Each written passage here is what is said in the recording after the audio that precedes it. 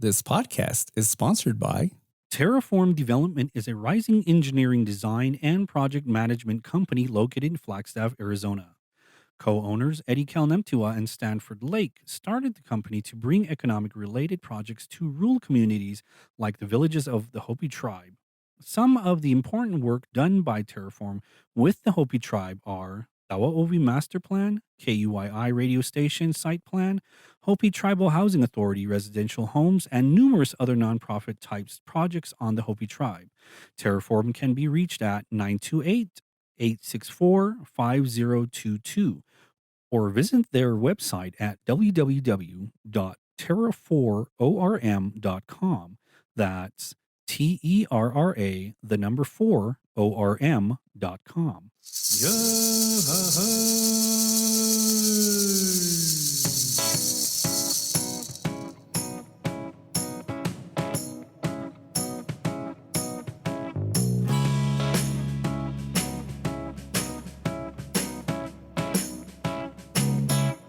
You are now listening to the Carl and J-Man Save the World podcast. I am your host, the 5-star, 5-diamond chef, J-Man. And with me is the captain of peculiarness, Carl. Good morning and happy Wednesday, everybody, here on the Hopi Reservation. My name is Carl, and this is my best friend, J-Man. So we're this is the season finale for season 3, Carl. Finale. I know, right? Season finale. That is actually the best feeling of people that work on a podcast. I don't know if anybody works on a podcast out here, but working on a podcast is a lot of work. It is a lot of work, and we're happy to reach this milestone of concluding season 3. So technically, I guess, not counting the bonus episodes, but this is episode 30. Episode 30? Episode 30? Yeah, 10 episodes in the first season, 10 in season 2, and then 10 in this season. Oh my God. We have been on the air 30 times. And nobody's canceled it. And nobody said, take off that, that ugly guy, Justin, and and keep the best guy on there, which is the most smoothest voice around, which is me. That real goofy guy, Carl. True representation of Tsuka. Hey, I have one of the most smoothest voices out there, so I really like how you're trying to change your tone to try to back that claim. And that's the reason why I do it, so. But we're here. We're here with the finale for season 3. I think that season 3 went really well. I think that a lot of our topics that we touched upon on this season were pretty good, pretty provocative, or whatever the term is for, some of the conversations that folks normally don't have, especially on something like a podcast. And so for, the finale for season 3 is a conversation that you and I have been wanting to have for quite some time, correct? Oh, yeah. There is a controversial topic, and this topic not everybody talks about on the reservation. I don't know why. It just doesn't seem like people just don't recognize this topic. It's a conversation that oftentimes gets swept under the rug. Yeah, it actually does. And a lot of that has to deal with a lot of emotional and mental health issues that comes along with this topic here. Some trauma that might occur. And so, this is a topic that we've been wanting to discuss. And I think the reason why that we haven't been able to have this conversation prior is that because neither one of us really has any experience whatsoever within this topic. And so, of course, we had to recruit some special guests to talk about this conversation. Exactly. And just the fact that, a note to the listeners is that we've been trying to recruit people for this conversation for a while, and it's been a very difficult task for us. But, thank God we got 2 brave individuals here that are going to talk about their experiences being a part of the LGBTQ community. Oh, yeah, the LGBTQ plus now, so. The LGBTQ plus, and so, that's kind of a conversation that we're going to have because, I think that at least today that a lot more of our people are coming out as LGBTQ. Oh, yeah, exactly. And it's always been that topic, that taboo topic here on the reservation, because not a lot of us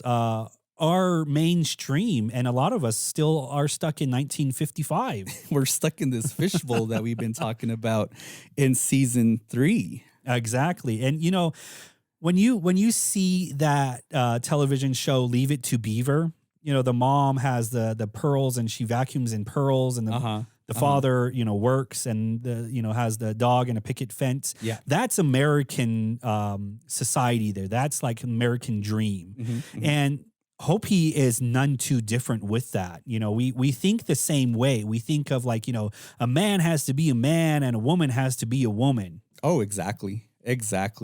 And so, that's going to be the conversation today for the season finale. We're going to talk about that conversation with our guests. And, they're going to give us the 411 of what it's like to be Hopi, but also to be a part of this LGBTQ community and how they navigate, those treacherous waters of growing up in a community that is very much still gender role oriented, that is still very much stuck, like you said, in those mentality of the 1950s. Yeah, exactly. And, it was weird growing up because you never knew who was in that situation there, especially in school. Because, you were brought up as a boy, you play with the boys because the boys do all the boys stuff and the girls do all the girls stuff. Everything is labeled specific for the genders. Yeah. Growing up as kids, boys played football, girls didn't play football. They played Barbies and exactly. Volleyball. And, God forbid if you're a boy and you wanted to engage in any of those activities. Yeah, if you wanted to do that, then you're made fun of like crazy because you're playing with Barbie dolls and the girls there. And then you're like, making fun of, the person there. And even within the household, too, you kind of think of some of those family roles that our family is obligated to do. And so like the man's man on the Hopi side is that, we're hunters. Oh, yeah. We're farmers. Oh, yeah. God forbid, as a Hopi man, you ever cleaned your own house. Exactly. And that's weird to see. And even to this day, So still does the cleaning. She does the cooking. Washes the dishes. Washes my dirty lumas, Changes out your Superman bed sheets. No, I do that now. Changes them over to the Green Lantern ones. No, I do that now. So, so it doesn't have to do all of that. But we really are stuck in that mode. We're stuck in that mentality where, everything has a gender label to it. Yeah. And for most of us out here, there's only 2 genders. Yeah. You're either male or you're female. Yeah, exactly. And based on that biological difference, there's a lot of duties that's associated with it. See, when we were growing up, I remember in Head Start. You weren't in Head Start. I know you weren't in Head Start. Remember, I got a head start. Yeah, started in kindergarten. You were a late bloomer. That's why. But in Head Start, I remember that there was a section for boys, and in the boys section, you had monster trucks and you had building blocks. You had all of these different things. And in the girls section, in the Head Start, you had all the cookware, you had all the dishes and the pans and stuff. And it was and the dolls, and it was to teach them about like, this is your role in life here. And so I remember when I was in Head Start, we used to tease the girls because they used to play house all the time. And we used to go over because they used to take our building blocks. And these building blocks, they were made out of real wood, not like the plastic or the cardboard ones now. So those are very valuable on the playground. Yeah, exactly. And, they would take that and we would get mad because those are our building blocks. And those are man building blocks. And so we would go and we would tease them and we would wreck their houses because they would build houses with that. And so that's what I remember is like, they took our building blocks.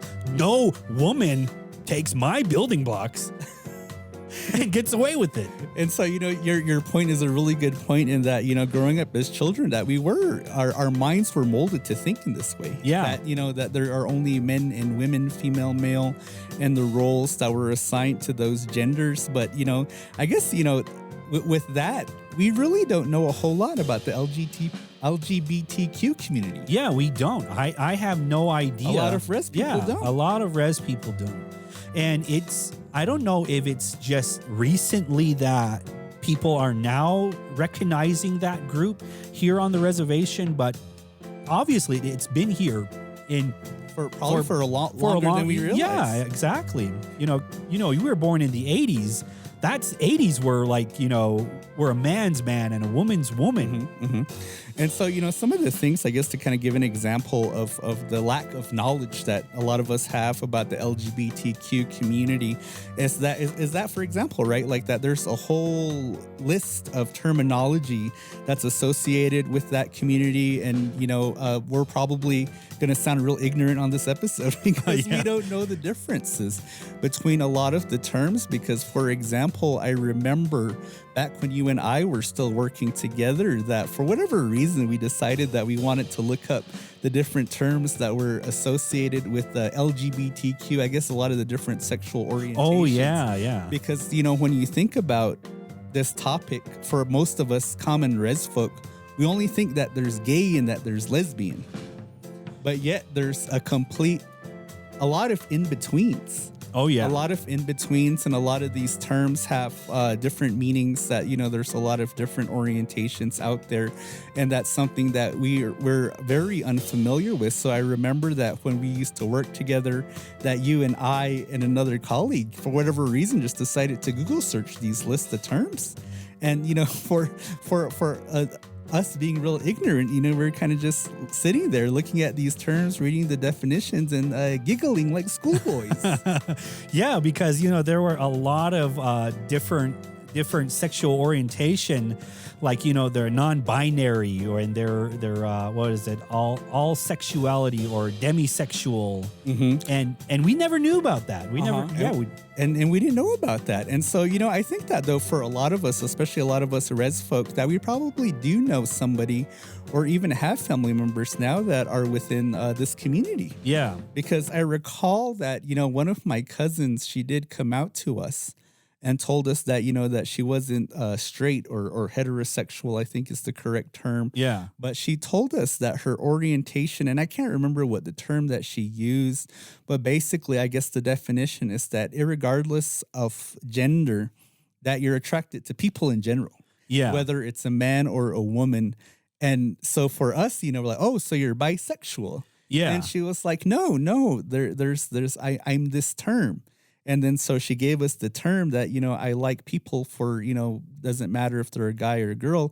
But to us, our brains, we just couldn't move in that direction. And so in our head, we thought, oh, but isn't that what bisexual, isn't that what that means? Oh, yeah. Yeah. Like there is a term called pansexual or omisexual. And it has to deal with like the people that do like a man and a woman, but is like not sexual oriented or anything like that. I know I'm kind of giving you like these wrong terms, but forgive me because I have no idea what all of these terms mean. And I think that's a reality for a lot of us because, like, as you mentioned before, with what the upbringings were for a lot of us as kids growing up here on the reservation, that I think that, because our minds were so fixated on this idea of only two genders and one sexual orientation and being considered in this space of being quote unquote normal, that it creates this real homophobia on the reservation. It does. It's weird because we don't know about like the different sexual orientations. We just think about like, if you're gay or if you're lesbian, then you must like boys or girls of the opposite sex if you're either or. And that's it. That's how we were kind of just brought up. And that's what television taught us. And so, you hear a lot of these derogatory terms that are associated with the LGBTQ community, like using certain words like queer or, a fag, unfortunately is being used as terms to hurt others. And, as schoolboys, growing up out here, that's something that we would call each other often. Exactly. When we were both growing up here on the reservation, we used to call each other about those terms like that, because it was funny and people called them on TV. So it must be hurtful. Yeah. So I'm sorry for all the times that I called you a fag, Carl, back in those younger years. I didn't know any better. And I'm sorry that I smeared the queer over here. So And it's really I think that it's not just the reservation, but I think maybe mankind as a whole probably is in this area, because then The Office, right? The yeah, TV show The Office, I think is a real very popular show, a show that I'm really into. And I don't know if you've ever seen the episode where Michael Scott calls one of the office workers, he calls him a fag oh because he yeah, liked one of the a certain type of movie. yeah, And then I remember him saying that, I'm sorry that I called you that, but, back in my day, fag used to mean lame, yeah. and now it means something else. Well, the real term for fag is faggot, which is a bundle of sticks or bundle of smokes. Uh-huh. So, and you learned that term, and I learned that term in high school. And when we found out that the true meaning of faggot is that, oh yeah, it was just a cigarette that English people used, and it was just a derogatory term because people of that gender used to smoke a lot and used to do all of these different things like that. So they were labeled as that term there. Mm-hmm, mm-hmm. And so, those are just some examples of kind of some of, I guess, the negativity that folks might experience as a result of, kind of our narrow mindedness back in those days, or even still to this day. Oh yeah. And then, are there any experiences that you have, Carl, with any family members or friends that were a part of this community? Well, for friends, I did. Well, in high school, I know there was several guys that would hang out in our group, and we didn't know that they were part of that community, the LGBTQ community. And we didn't know that, but we treated him the same way. We treated him as like, hey, let's go, we're calling each other derogatory names and stuff. And later we found out that this guy, he married another guy. And plus he's not Hopi, but he's a Navajo. Oh, so, really? Yeah. And so we're like, oh crap, we've been calling him the correct term, and we never knew that. We never knew that. I know it sounds weird. And please don't cancel us. People out there, my sisters will probably on Facebook, I know that will probably, chew me out. But anyway, it was weird because we never knew that. We never knew anything like that. Yeah, it really is. It's really a position of ignorance where we don't know a lot of these things because, I feel that, at least in my experience growing up as a kid and then, transitioning through all the schools that I've been through, the day school, junior high school, and then even into college, that I feel like that I've treated everybody with respect as best as I could. And then it was in college where I met a lot of people that were a part of this community. And it's really from them that I kind of learned a lot of some of the negativity that people do experience because of how harsh the world is, of how negative people can be as a result of their own ignorance. Because I had one friend that told me that, I'm gay, but I wish I was straight. Yeah. So that I could be in this quote unquote space of being normal. But he told me, he said, but I can't help it. I'm attracted to men. And, I want to be attracted to women, but this is my reality. And so I have to live life this way. And so, it really was through him and the conversations that I had through him that, like that, that a lot of us have these, makeup within our DNA that we just can't help as into how we are and how we carry ourselves. Exactly. Before we move on, we're going to go ahead and take a quick break for our sponsor here. Strong Ones is dedicated to exposing cultural traditions of running that exist within many cultures and tribes worldwide through running apparel. Strong Ones is an individually owned business supporting cultural running traditions and supporting local organizations within the Hopi reservation. They can be found at strongones.myshopify.com. Again, that's strongones.myshopify.com. They are also on Facebook at StrongOnes15. All right. And we're back. And so I think right now is a good time to bring in our special guests. We got two special guests. This is probably the first time that we've been able to do this. And, we'd like to welcome Niesha and Eric to the podcast. All right. Niesha and Eric. Are you guys there? Yes, Hi. I'm here. Oh, Awesome. And so, Niesha, Eric, thank you so much for joining us for this episode. I know that it's something like we mentioned before that we've been wanting to do for a while, and we've had such difficulties in recruiting somebody to be able to speak on this topic. But, before we go any further, Niesha, if you want to introduce yourself to the podcast world. I'm Niesha Honani. I'm Hopi.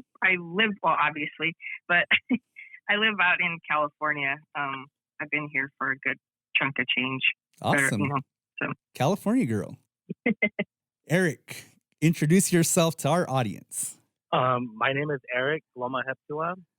I'm from the village of Lower Monkopi, and yeah. perfect. Awesome. Well, welcome to the show here, guys. Welcome to the podcast. And so you guys have heard this conversation that we've been having so far. Two guys that really don't know a whole lot, or some would probably argue two guys that really don't know anything. And so, you're here to help educate us and help educate our audience to your experiences, a lot of the different things that you've experienced. And so, both of you have grown up on the reservation, correct? Yeah. And I actually grew up a good part of my teenage years in Zuni. Oh, no kidding. All right. Oh, wow. Awesome. Yeah. Okay. So let's start with Niesha. Niesha, can you tell us what some of the experiences that you had on the reservation kind of describe to us, what your life was like? I guess kind of being Hopi and then also being a part of the LGBTQ community. Oh, my gosh. I think it's changed a lot by comparison. I was in my teenage years is really where I came around. Came out, I guess, or I don't even know what it was, but it's just been a natural progression, since I was a kid. It was just a natural progression for me, and anything that I tried to go be quote unquote straight world, it just developed into, wasn't matching. Mm-hmm. But I came out in high school in the 90s and in Zuni, and so we weren't quite where we're at today. I'm actually kind of jealous of the younger generation in some aspect because there's so much more information out there. Yeah. But in my time in the 90s, it was there was still a lot of violence towards and not to talk about. Zuni is probably this as close to my heart as Hopi. So it's not anything bad on the community or anything. It's just that information out there, and just that, like you said, that thinking existed everywhere and on reservations. So, there was I had to fight a lot, and, I got jumped a lot. Oh, but, really? I got jumped a lot. And, I remember getting jumped one time, and I just was thinking, and, and I didn't know what else to do because I just tend to be and it doesn't matter. I was somehow, and I just kind of remember telling these people, I'm like, I don't know, you're kind of wasting your time because you can, jump me 100 times. There's nothing I can do to change this. So, wow. We're just going to keep doing it. Wow. That's quite an experience, Niesha, and thank you so much for sharing that with us. And so, Eric, I think that, one of the things that we haven't disclosed, but, we're related to each other. That we're related by clan. Unfortunately, yes. Unfortunately, we're related to each other. I know. I'm related to this guy too. So he's my dad, and because we are the same clan, that technically that you're my brother, but because of where your position is, that sometimes we call you sister.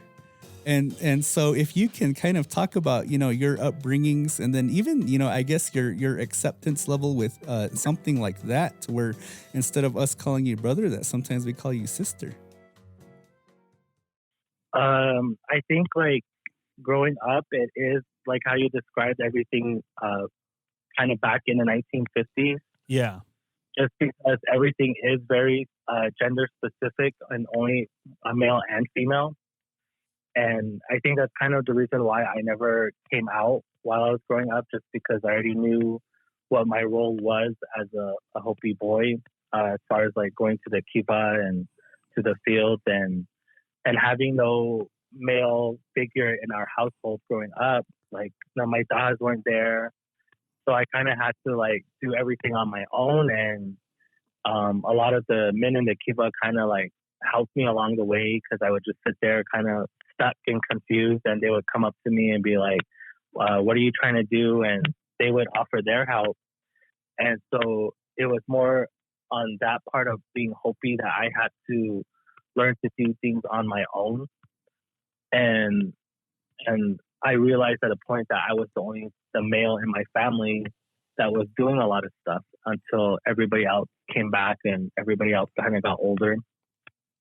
But it was very specific and kind of still is today. Like I live mostly with my soul, Lorraine, and she's very conservative.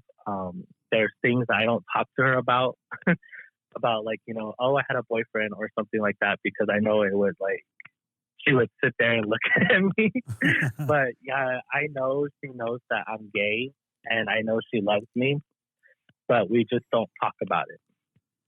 Yeah, it is weird how like different families have actually the similar thing that what you're going through is that, yeah, there are a lot of people that have a person that is gay or lesbian or any type of sexual orientation like that, but yet they know about it, but they don't talk about it. And it just kind of brushes underneath the rug, and we just kind of forget about it, kind of like. Mm-hmm.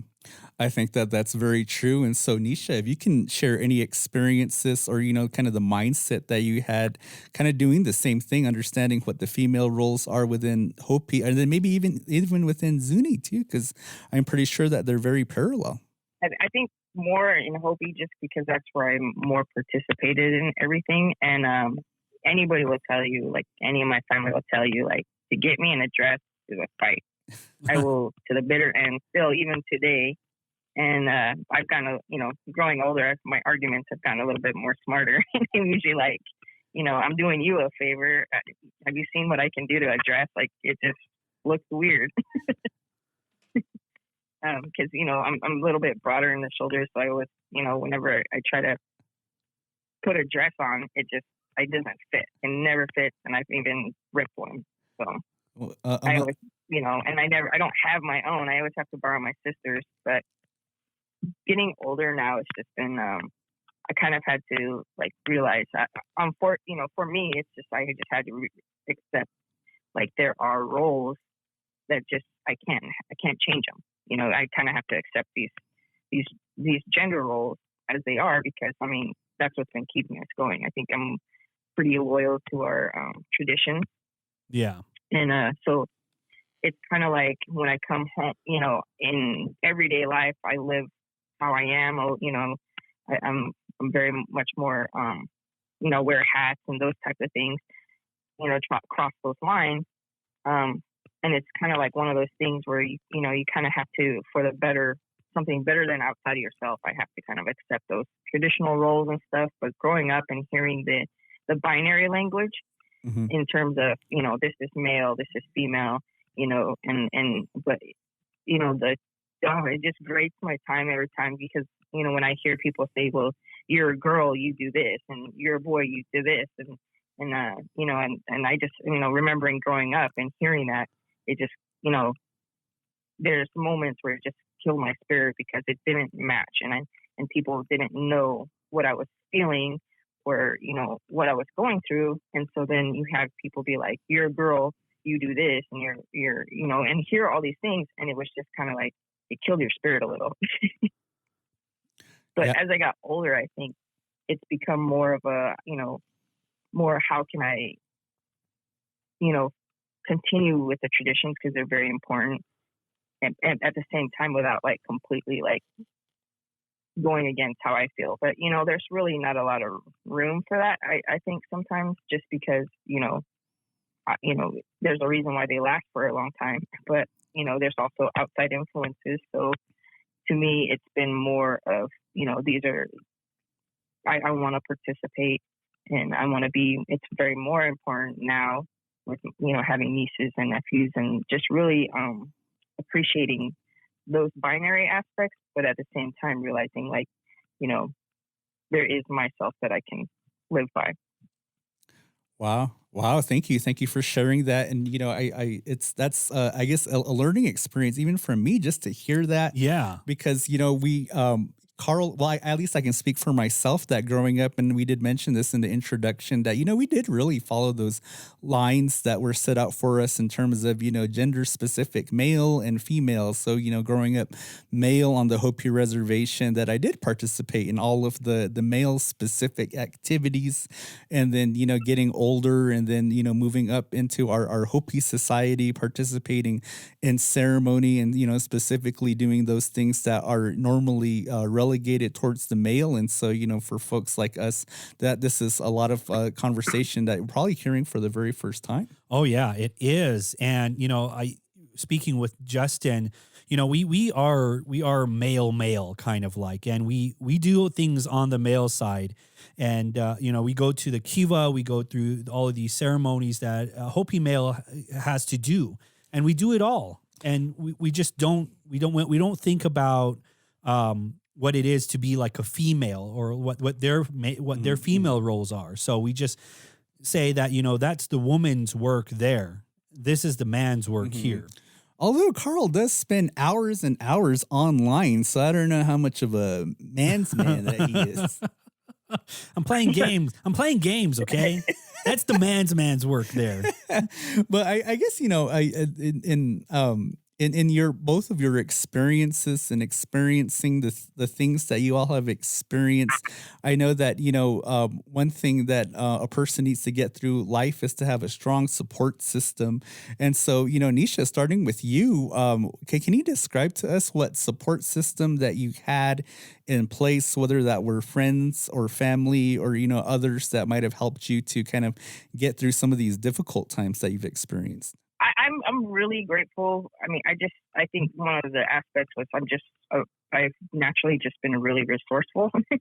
So, if there's something that I need and it's not filled, I always tend to just kind of go and look for it and fill that space. Mm-hmm. And so, coming to California, I came out here by way of Navy and stuff like that. So, and I just came out here and, I really liked it out here, but also I think it allowed me to kind of live a little bit more naturally how I saw myself. And so, out here, younger, I'm kind of one of those people that when I have these experiences, I try to think of how I can make them helpful. And so growing up in Zuni and growing up Hopi and growing up out in, having my coming out story or, my coming out experiences, I try to turn that into like volunteering to help other youth out here in San Diego. And so I was actually part of finding one of the youth support systems in San Diego. Oh, awesome. For people that were coming out. We literally used to have like teenagers just get dumped on our doorstep and be like, they just came out to me. We saw your thing.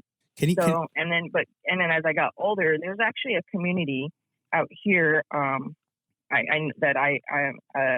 I go to every now and then. Like I have family, like in I guess adopted family, mm-hmm. And it's called Three Arrows community, and it basically addresses, because I think one of the problems is that when you come out, you have a whole bunch of other things that you have to deal with, and it's like, when you come out, now you have to go to a club, or you have to be in these mainstream, like go to a club, but there's actually for natives, like, even though we come out, that doesn't mean that we're not wanting to be traditional and be native. And so Three Arrows was kind of this option, this alternative option to be like, you don't have to go to a club if you're gay or whatever like that. If you want to be traditional and be spiritual, like you can still do that. And so Three Arrows kind of offered that opportunity to like participate in spiritual things as your authentic self. So, and that's the first time I ever got to experience like this community that was like, if you're transgender, you're non-binary, all of this stuff doesn't leave you without, you don't have to not participate in your traditional native spiritual ways or whatever. You can do that as your role, and that to see that is really what opened my eyes in accepting my traditional roles in Hopi. I mean, that was the major point. Wow. And so, I stay connected, and, I'm older now. So I just, you help these younger kids, and it's pretty amazing to see that type of thing. And that's just based on my experience where I just had to find those resources. And, I got to turn my eyes back to Hopi when I come home to Hopi to realize that like our traditional support system, like the interesting thing is that despite who I am or how I am, my aunts still love me. My uncles still get mad at me like every other person, and it's just our traditional values. Like one of the greatest things is that, we don't throw our family away. We don't throw our people away. Yeah. And I think that's something that is so beneficial and so strong because regardless of whether I'm out or I get married or I'm this way or that way, there's always that value. Like my family in Hopi has never really rejected me or treated me different. Sure, there's jokes, but you have to understand that that's just where we're at. That's the information, but it's gotten better to where I see a lot more, and I'm always like amazed. I'm like, wow. I'm like, they're so lucky. Mm-hmm. Wow, that's great. That's such a great story. The fact that you set up a space to help others out that experience something similar that you did, and I think that's really wonderful. And so, Eric, if you can, before we get on, we're going to go ahead and take a quick break for our second sponsor here. This paid sponsorship was paid for by Justin Villarreal. Hey, Tom here with Hopi Relief. Hopi Relief is a nonprofit organization based down here in the Valley, where we are providing much-needed supplies to the Hopi Reservation during this COVID-19 pandemic and beyond. Please visit hopirelief.org and find out how you can get involved. Hopi Relief is also an Arizona-recognized charitable tax organization. And please, visit us December 1st on Giving Tuesday. Thank you. And we're back. And so, Eric, if you can share with us any type of support systems that you had growing up and how that helped you to get through some of these difficulties that you might have experienced. Well, like I said, like bullying was always there for me growing up. One of my main support systems would be one of my closest friends, Bati.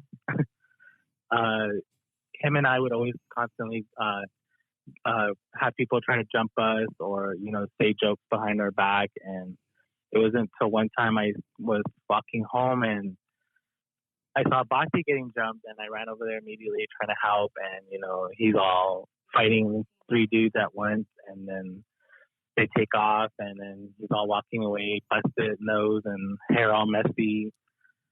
And he was getting mad at me, and I said, well, why are you getting mad at me? He goes, you need to learn how to fight. You need to learn how to stand up for yourself. You need to learn how to not take this kind of crap from people. And so he's the one that more helped me get through a lot of moments in my life where I was bullied and I did stand up for myself. And then a lot of my support system didn't come until I went to college. And I was in a whole different world with different people, different backgrounds, different sexualities and stuff like that. And I met a lot of amazing people in my college years who did help me learn to help me love and accept everything that I went through and that, it's all in the past. Don't dwell on it. Be able to go forward and accept that, things are just the way that they are. But at the same time, if you're going to allow that to stick with you, then, you're going to be stuck in that position of regret and all the emotions that come with it, growing up with being gay. So I still have a lot of friends now that are gay and, I keep in close contact with them because, we're our own little community. We help each other. We reach out to each other. It might not be on the daily, but, if I need someone to talk to, someone that I know that can understand me on that level, I'll give them a phone call and we'll catch up, have our conversation, and let it all out and have a good talk, and they'll give me some good advice and tell me what to do next. And there's not those kind of friends that I have here on the res. Yeah, I have friends and family, but it's not like the same kind of conversation that I can have with them versus the people that actually know what I'm going through. Wow, that is a great story, and it just kind of solidifies that Hopis out here are not knowledgeable about that community out there, and we still think we do have that huge mindset, that huge mentality of the 1950s, where if you're not like us, and if you don't dress like us, you're not like us here, and it's I never knew that the LGBTQ community was going through a lot of this kind of situation, especially here on the Hopi reservation. For sure, that definitely does go on. And so thank you for sharing that with us, Eric. And so, Eric, can you tell the fine folks at home what amazing university that you went to school at? I'm an alumni from Arizona State University. Yeah, you know what? Forks up. ASU just seems to produce some extraordinary individuals, and so. But it's interesting that you brought up Bhatti, because Bhatti is somebody that I also know, and I think that that kind of the story that you told us was kind of a window into, I guess, seeing what your life is like from a person like myself, because I really wasn't aware of a lot of this either. And the Res famous wife, she did used to work at the local high school out here, Hopi Junior Senior High School, and she did tell me a story one time about Bhatti, and the fact that he was gay, that he did receive a lot of was terrorized a lot by individuals, and told me one time that one person did try to mess with him. But she always told me, but it was interesting because he must, the Res famous wife was telling me, she said, he must get this a lot because this guy really tried to flex on him and try to, make him feel bad about who he was. But then Bhatti just went and kicked this guy's ass. And so, that just Sounds about right. and just, speaking to the advice that he gave you, that, that, and, with Niesha's story too, that, this is something that a lot of people have experienced. And so, Eric, I have a specific, I guess, kind of a question, or at least something to kind of point your way, because this is something that Carl and I have talked about before off air, that the fact that Hopis, we are still very big in ceremony, that we still have our dances, and you mentioned that going to the kiva is something that you've done in your earlier years, because a lot of us guys out here, we like to think of ourselves as quote unquote man's men, or men's men. Yeah. And then somebody like yourself going to the kiva. What has been your experience in dealing with other males from the village and within the kiva?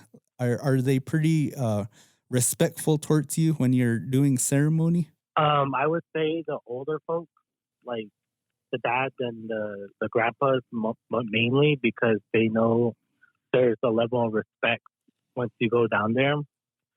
But growing up, it was always people my age.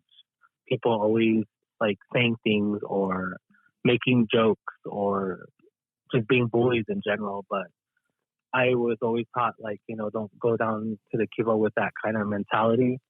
And even though they would say something that would make me mad or try to get me some sort of reaction out of me, I kind of just like deflected it. Like, there's a time and place for that, just not here. Don't bring that kind of energy down here.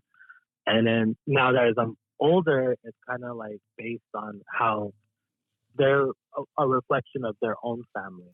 And so if their family never taught them those kind of things, then, I kind of felt sorry for them now that as I'm older. But, I did have struggles here and there, but, I still survived. I still managed. And I don't go down as often as I used to. But like, again, like Bhatti, knowing Bhatti, he's on a whole different spectrum. Like, he's very, very feminine. He wears makeup. He likes wearing jewelry. His hair is always done up. But when he goes to the kiva, I freak out on him because he's like a man. He's like a dude. So I'm like, and I think that's kind of like, you know what I'm talking about, Sita, right? Uh-huh. Uh, and that's a conversation that Yeah. Carl and I have had before, because then like and I think that's kind of the difference for between the male and female experience in regards to Hopi culture and ceremony. That when we do have dances, we call them dances out here, but Native America refers to it as ceremony. That usually it's the men that are mostly participating in the Yeah, kivas or involved. Yeah. and carrying out a bulk of what goes on in regards to ceremony. And in our last episode, when we kind of were talking about the I guess the demand of what our ceremonies asks of the male, that because it demands so much time, that you spend a lot of time with other males from your village, specifically from your kiva, that it does develop this camaraderie, that you are brothers in arms, and going into ceremony and uniting your hearts. And it was a conversation that Carl and I had, that even though outside the kiva that a lot of us might be ignorant or homophobic, but then when there is somebody that we know is gay, and then they come into the kiva, that for the most part you're respectful towards them, because they're once they enter into this space of ceremony, that they really do become your brother in arms, Yeah. just like everybody else. Yeah, exactly. And going off of him is like, I know that there are several men that are in that situation, that are part of that community, but yet we give them that respect, because it's a Hopi thing to do. It's a Hopi man's thing to do. I mean, if you're a Hopi man, you do all of these things here, and you're not questioned on whether your sexuality is part of it. So we as men down in the kiva, we just sort of just brush it off and say that, okay, if you want to do all of these things, at least do it in the correct way of how Hopi has taught us. And so, Pati, if you're out there, if you're listening to this, you're my brother in arms. So that's the respect that we have for one another. But another question, and Niesha, you kind of talked about this a little bit in what you helped to set up out in California, and you kind of touched on it a little bit more, in the fact that maybe our societies are becoming a little bit more quote unquote woke to some of these topics, and understanding a little bit more about the differences in community and the type of people that we are. But what might be some suggestions that you have, or even from your own experience in being helping to create Hopi to be more supportive and to be a more accepting community moving forward? I think one thing that I just was learning, being out here and participating in the communities out here is, it's, and I can tell you from like everything I've heard and everything I've seen in terms of other natives from different tribes, it's just making room for them, making a space for them, and I think that when I participated in, because I go to like the prayer ceremonies and different things, I've always been like really open to other thinking. I mean, Hopi is Hopi, and that's who I am, and it's just my life. It's not even a religion or anything like that. That's just where I'm at. But in order to maintain my spirituality, my spiritual health, it's a California thing, spiritual health. I when I go to these, these prayer ceremonies and things like that, and I see these, we're including each other and we're having this community, it feels amazing, because it's just like, this is what I want. I just want to be included. And so, going back to Hopi, it allows me to, with that, having that experience, I go to Hopi and I go home, and instead of me trying to stand on the sidelines and look at it as I don't fit that, so I can't be in that space. I don't fit that space, so I'm not gonna even step in. Instead of standing on the sidelines, it's kind of, I have to put myself in there. But it's so much more nicer when there's room for you, when you make room for people that are on the outskirts, that are you can see that they're whatever, LGBTQ, whatever, but just making space for them and not blinking an eye. Like, that's just amazing to just make room for them. And I think that's one of the things that is so important and I don't know, I can't say that every person wants to be asked questions. For me, it's just, I've always been an open book, and I don't offer a lot of information unless you ask me. But but I think the starting point is definitely making room and being inclusive and allowing that to happen. It's really important. That's a really great point. Making space for everybody out there, and the fact that, it's not all uniform anymore. No, it's not. That we all have different, I guess we're all different. Oh yeah. We are all different. And, it's weird because Soho never taught us about this type of thing, this type of situation like that. And our family members, we never knew about, what it means to be a part of like that LGBTQ community, because Soho is a woman's woman. She was brought up in the 1950s. She's a Leave It to Beaver mother. Mm-hmm. She vacuums with her turquoise necklace on instead of those white pearls. Instead of the white pearls, Gua, he still does chops the wood, and he's. It's just part of like how a man's supposed to do things and a woman is supposed to do things. Mm-hmm. That's very true. And so, Eric, what are your thoughts on or suggestions in thinking about the future? The fact that probably a lot more of our kids moving forward will experience a lot of what you both have experienced, into making our homes so much more accepting of our people. I think it starts with conversation, and having this kind of dialogue on this topic on your podcast is a step forward. A lot of people don't like to talk about this topic because, it may make them feel uncomfortable, or something that they just don't want to deal with right up front, and even not understanding and not knowing how to respond to this kind of conversation we're having right now. But I mean, so far, you guys don't know anything about it. Oh no! Through my experience and Niesha's experience, we're just two people of many more people that are going through this or have gone through this, and we can shed some light. It can give people a different perspective and understanding that it's not all uncomfortable, I guess.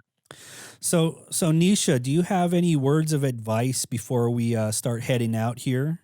Yeah, I mean, I think, I don't know. To me, I have to do a quick Soho brag. My Soho is a Don't very worry, Carl does it all the time. So I have to do a Soho brag because I think she's amazing. She's very inclusive, and I think she's always supportive of us, and she's just gone out of her way in the past years to just recognize her grandkids and themselves and stuff. And so, I mean, I think it's amazing, and I don't think that there's anybody above, or that can't, whether they're in the 50s or not, they can't not change views or see something in a different light, in a more positive light, and being more inclusive, because my Soho does it like amazing. And I do see a lot of people out in Hopi that are traditional, and I think they've been my kind of my point of, I really admire them, and they're inspired in where they are part of the LGBTQ community, but they're very active in their traditional ways, and that's been so inspirational to me, because just being like, I can be traditional and I can be LGBTQ, it doesn't cancel me out. And so for people that are looking for support, like, you can find it, and to just be visible, and to people that are wondering what can I do to help, probably first is to just be inclusive and realize that everybody is different. Everybody's got a different makeup and different thing. And, the whole conversation about LGBTQ and sexual orientation and gender, the more you find out about it, the more you learn, it really helps you to just, in a sense, be more Hopi, Yeah. And understand everybody has a purpose. And so, I think everybody's important how they are. And so just including each other. And, I think if you go down to the core values of Hopi, you'll realize that we're not. And we just had outside influences that told us certain things are wrong. But if you go to the core of Hopi traditions and beliefs, you realize, no, we're actually way farther than that. Well, that's good. That's a great point. So, Very great point. So, Eric, do you have any words of advice before we start heading off? You want to tell the listeners how great of a brother I am to you? I just want to leave on a note that it does get better. I know there's a lot of people out there dealing with their own circumstances alone or with support. For me right now, I've been offered a job in New York City with fashion with my friend Alexander Acosta and his husband Michael Hodgson. And, you do have a community out there. You do have support.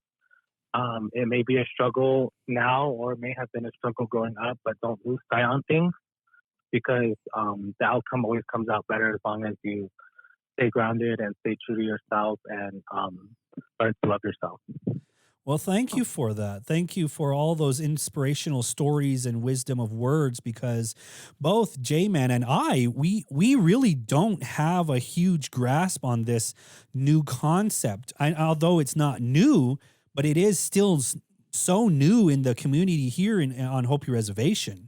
Definitely. And, especially for somebody like me, that's a parent, I'm a father, and, the potential of, having this within my own home is something that you do think about. So, Niesha and Eric, thank you so much for joining us on this episode, and congratulations, Eric, on that job opportunity. Oh, yeah. Congratulations. The Res Famous wife will be happy to hear that you'll be potentially providing more hookups for some of that designer wear that you used to do for her so many years ago. And so, thank you guys for joining us. Yeah, thank you. And so, with that, oh, definitely. And so with that, we're ready to close out the season 3, and as we transition into season 4. Before we do that, we definitely like to give some shout outs to some people that were very helpful to us in establishing the position that we have. Last week, we announced that we reached 20,000 downloads, which is something that's very remarkable. We didn't know that was something that we would be able to do. So a big shout out to our season 3 sponsors, Terraform Development. Individual shout outs to Stanford Lake and Eddie Kel Nimtua Bitquakwa. To you guys, shout out to Strong Ones, to the Res Famous wife, Wendy Lewis, and then a shout out to our boy Justin Villarreal. And the shout outs continue to our 30-pack sponsors. Big shout outs again to Michelle Holden, to Rachel Reinhardt, Noel Koyahoma, Joyce Hamilton, Millard Kawanyama, Gary Lomayesva, and Liera Thompson. You guys have kept the party going, and then you've also helped us to branch out and to establish more content through our YouTube. Yeah, thank you everybody who has donated or sponsored us through this year or last year, and continues to sponsor us through this year. Mm-hmm. I'm kind of confused on the years now, so I'm still thinking that it's 2020.